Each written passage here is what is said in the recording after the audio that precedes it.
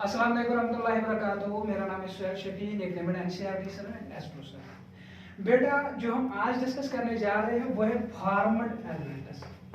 आज का हम डिस्कस करने जा रहे हैं वो है फॉर्मड एलिमेंट्स। ये फॉर्मड एलिमेंट्स से ये कितना परसेंट कंस्टिट्यूट करते हैं हमारे ब्लड का? 45%। मैं क्या बोल रहा हूँ, जो हमारे फॉर्मड एलिमेंट से ये कितना परसेंट कंस्टिट्यूट करते हैं हमारे ब्लड का? 45%। इससे पहले मैंने प्लाज्मा बताया था, प्लाज्मा ने कितना परसेंट कंस्टिट्यूट किया था? 55%। जो हमारा फॉर्मड एलिमेंट से ये कितना ये कंस्टिट्यूट करते हैं? 45%। मान लो अगर हमारा ब्लड है 100%, कितना? 100%, उसमें से 45 कौन है? Formed element.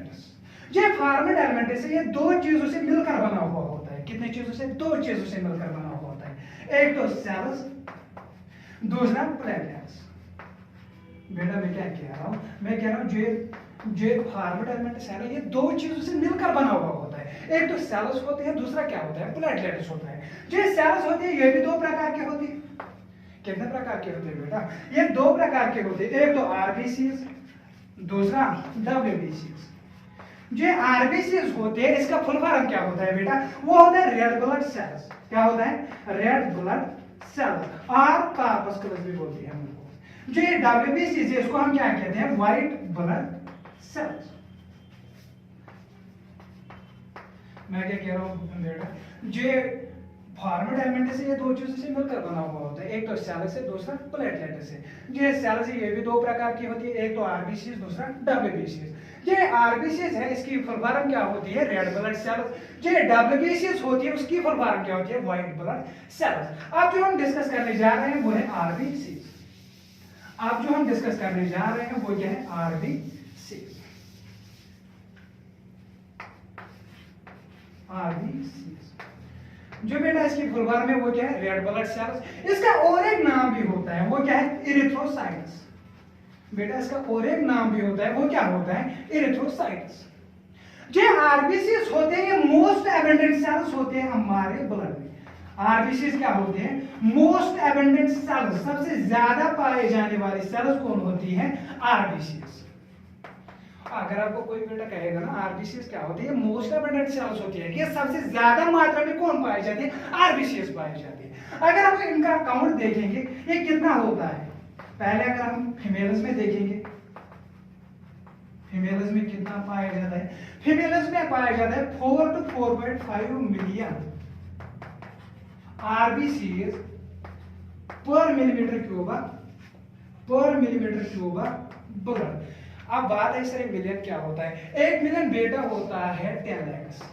कितना होता है? 10 लाख। ये कितना है? 4 to 4.5, यानी कि 40 to 45 लाख आरबीसीज होते हैं पर मिलीमीटर क्यूब ब्लड। अब बात है सर ये मिलीमीटर क्या होता है? आप मैंने पहले भी बताया, अगर आप 1 मीटर वायर लोगे, क्या लोगे? अगर आप 1 मीटर वायर लोगे उसके 1000 टुकड़े करोगे, कितने? 1000 टुकड़े करोगे, तो जो एक टुकड़े का ये होता है, जो एक टुकड़ा होता है उसी को हम बोलते हैं मिलीमीटर। अब बात समझ आई मिलीमीटर क्या होता है? मैंने बताया अगर आप एक वायर के 1000 टुकड़े करोगे, जो एक टुकड़ा होता है उसी को हम बोलते हैं मिलीमीटर। ये बात क्लियर हुई। अब बात आती है मेल्स में कितना होता है। अब बात आती है मेल्स में कितना होता है।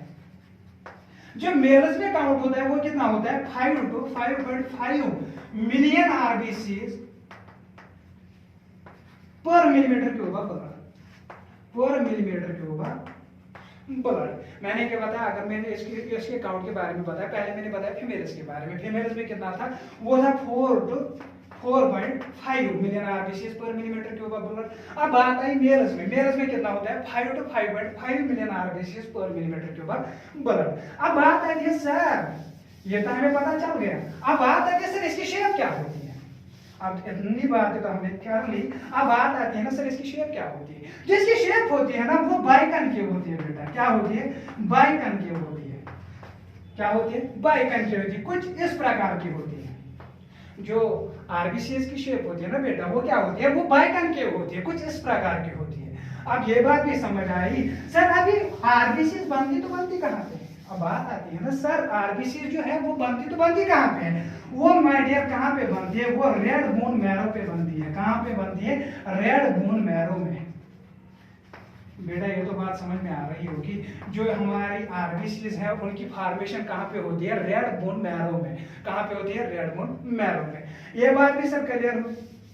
अब इसके बाद हमें क्या डिस्कस करना है, जो हमें इसके बाद डिस्कस करना है, इनके पास एक red coloured iron containing complex protein होता है। क्या होता है, एक red coloured iron containing complex protein होता है।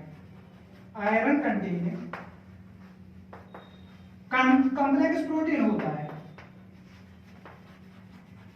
कॉम्प्लेक्स प्रोटीन होता है, उसको हम क्या कहते हैं, हीमोग्लोबिन। क्या कहते हैं, हीमोग्लोबिन।